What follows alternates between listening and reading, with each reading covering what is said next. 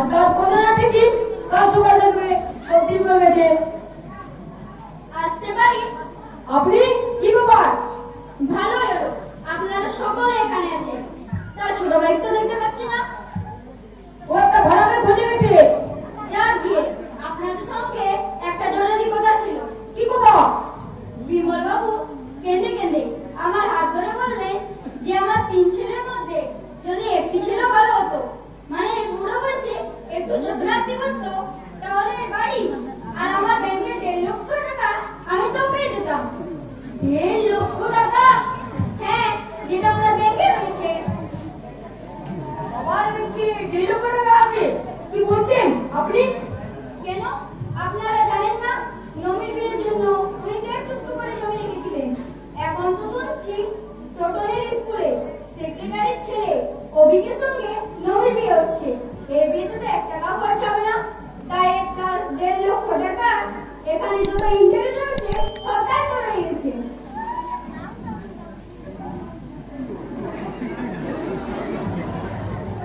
দেখুন না, আপনারা 3 জনেই না পারেন, 3 জনের মধ্যে সেটা যদি একটু যত্নার্থী করতো, তাহলে আমার মনে হয় পুরো 1.5 লক্ষ টাকা সেই ছেলে নামে লিখে দিতে।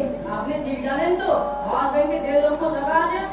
হ্যাঁ, এই তো এই পাসবইটা আমাকে দিয়ে বললেন আমি যেন ব্যাংকের থেকে লিখে নিয়ে আসি।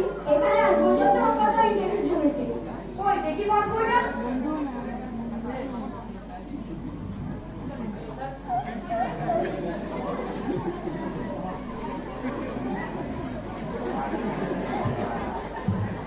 দেখুন না, কোথায় যাবো বলে এই পাসবইটা নিয়ে এসেছি। দিন ওটা দিন বিমল বাবু তো চিন্তা করছে। হ্যাঁ,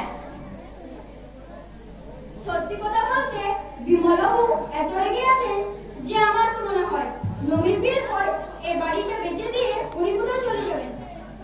দেখুন না, আপনারা 3 জনেই না পারেন, 3 জনের মধ্যে একটু হলো চলি। নমস্কার। ভোগ করার জন্য আমি বেঁচে যাচ্ছিলাম। সামনে রান্না ঘর, এটা বসিয়ে দে, আমার ধান থেকে পুরোটা আলাদা করে দিতে। কাজে বলে রাখো তো, এখন খাবো। অনলাইনে গেলে 1.5 লক্ষ টাকা পাওয়া যায়। আমাকে তো ভাবতে হবে অনলাইনে গেলে এই টাকাটা পাওয়া যায়। আমি ঘড়িতে এলার্ম দিয়ে রাখছি, এই ভোর 4টে হতে 15 মিনিটে শুরু করে দেবে। রাত্রে দেবে, টেবিল ঘরে কোথায়? ঘুম থেকে উঠতেই তো দেরি হয়ে যাবে।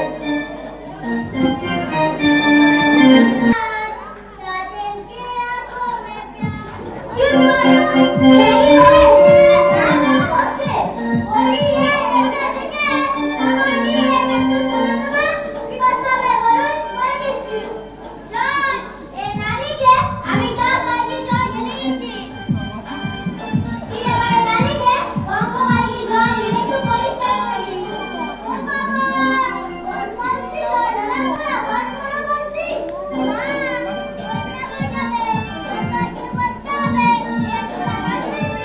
চুপ কর তো। শোন, আমি একবার ঘর ধরে ঝাড়িয়ে মুছে গিয়েছি। তুই একবার ঘর ধরে ঝাড়িয়ে মুছে গিয়েছিস।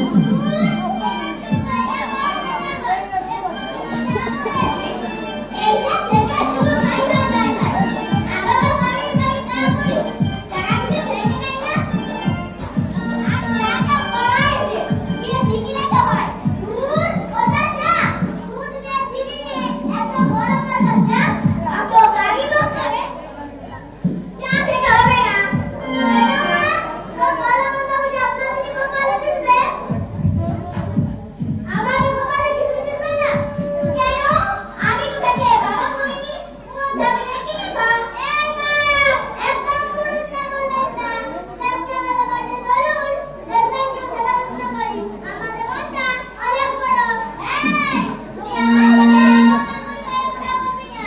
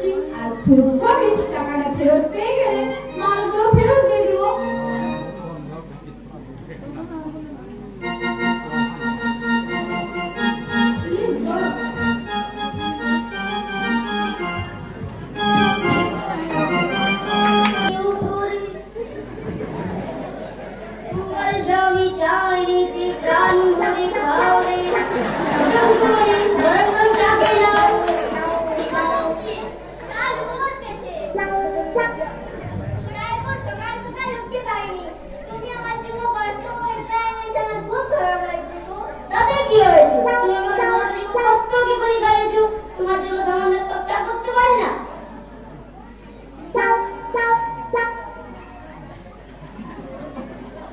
নাও কি হলো আবার তুমি বলেছো কত কথা বারণ করেছি ওকে মরার সাথে তুমি পড়ো না পাইনি আবার তোমার ভয় নিয়ে এসেছে আবার তুমি বলতে খুব ইচ্ছে করে মক্কা শোনা তোমার মক্কা তুমি বুঝি না ভেবেছো এটা মতলবের কি আছে সবার ওটা টপিয়ে তো বলেছি বুয়া ভাই শের কাকি শোনা সব হয়েছে এগুলো পরে পচিবে গলা ভাঙা ঠিক আছে এটুকু আমি আর করব না এটা আমার সুটকেসে রেখে দিচ্ছি বাবা না ও সুটকেসে তুমি কি রেখে দাও ও সুটকেসে আমি টান রেখে দিব চা খাওয়া গেছে কি হয়েছে বড় বৌমা? রান্নার পাশে কি হাতে গরম তেল ছিটেছে মা। ছি ছি, আমি থাকতে তোমাদের কি দরকার এত সব করবার? চলো চলো, উঠে ওষুধ লাগাতে হবে তো।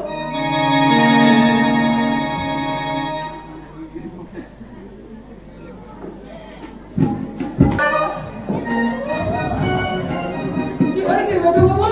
পয়লা ভাত থেকে হাতের আগুনে লেগেছে। তোমরা কেন বুঝো না? তোমরা আমার সন্তান।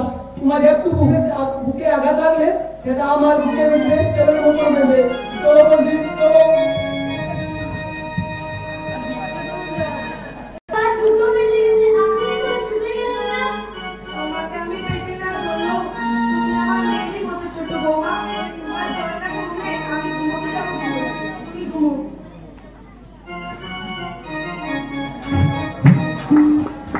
কি বলেছিলাম না ওরা তোমাকে আর কাজ করতে দেবে না আর বসতে দেবো ওরা আমাদেরকে কোনো কাজ করতে দেয় না ওরা তো আমার পাল্টে গেছে আমি দেখছি তুমি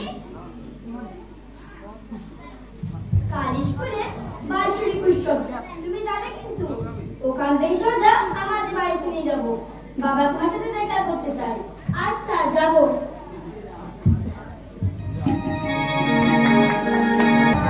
ও দেখো, অভি বাড়ি ফিরেছে। ওই যে তোমরা এসে গেছো। বসো বসো। ঠিক আছে, বসো। কি বাবা পুত্র বধূ পছন্দ হয়েছে তো দাদাদের বলো, কাল আমি ওনার সঙ্গে কথা বলতে যাবো।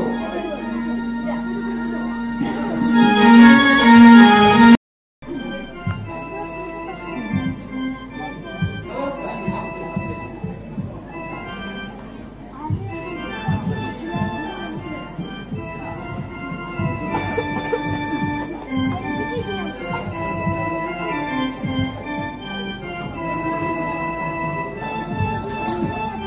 তুমি আশীর্বাদ করে দিও এবার আমি নিশ্চিন্তে চলে যেতে পারবো আপনি সত্যি চলে যাবেন দাদা হ্যাঁ যাওয়ার আগে আমি আপনাদের কাছে হাত জোড় করে ক্ষমা চেয়ে নিচ্ছি ক্ষমা চাইছেন? কি করেছেন আপনি? আমি বলেছিলাম বাবার ব্যাংকে 1.5 লক্ষ টাকা আছে ওটা মিথ্যে কথা বাবার ব্যাংকে একটি টাকাও নেই এই পুরনো পাসবইয়ে আমি টাকার অঙ্কটা লিখে দিয়েছিলাম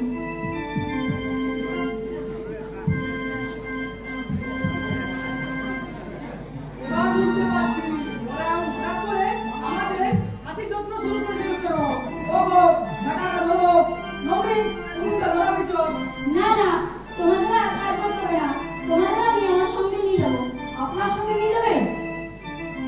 না দাদা না আমরা মানছি আমরা মা বাবার নবীদের উপর অনেক অত্যাচার করেছি তাহলে আপনি আমাদের এত বড় শাস্তি দেবেন না আমরা মানছি দাদা, প্রথমে 1.5 লক্ষ টাকার লোভে আমরা মা বাবার সাথে ভালো ব্যবহার করতে শুরু করেছিলাম, কিন্তু বিশ্বাস করুন মা বাবার সেই ভালোবাসা পেয়ে কখন যে আমাদের মধ্যে থেকে এই টাকার লোভ হারিয়ে গেছে আমরা টের পর্যন্ত পাই। দাদা মা বাবাকে ছেড়ে শ্বশুর বাড়িতে এসে অনেকদিন পর হলো আমরা নতুন করে মা বাবা ফিরে পেয়েছি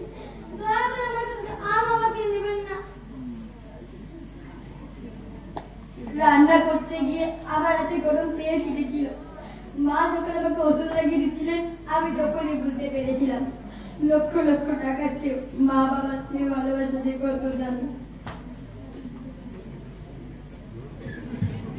বাবু সেদিন আমরা সবাইকে জুতো কাটা কল করেছিলেন, হলুদ জুতো মারুন আমাদের সবাইকে আমার মুখ করছে সহ্য করবো, কিন্তু তারপরে আমার কাছ থেকে আর আমার বাবা কেড়ে নেবে না প্লিজ।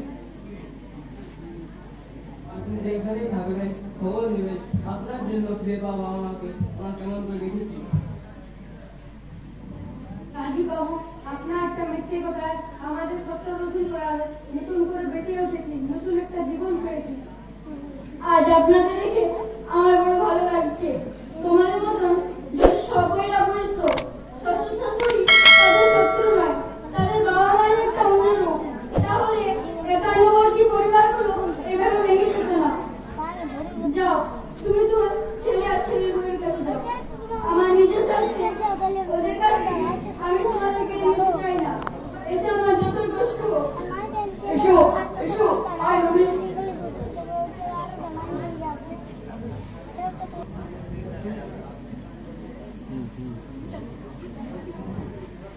আজ না হলো কাল তুমি এই পরিবারের একজন হবে। যাও, ও পাশে গিয়ে দাঁড়াও, আমি ছবিটা তুলি।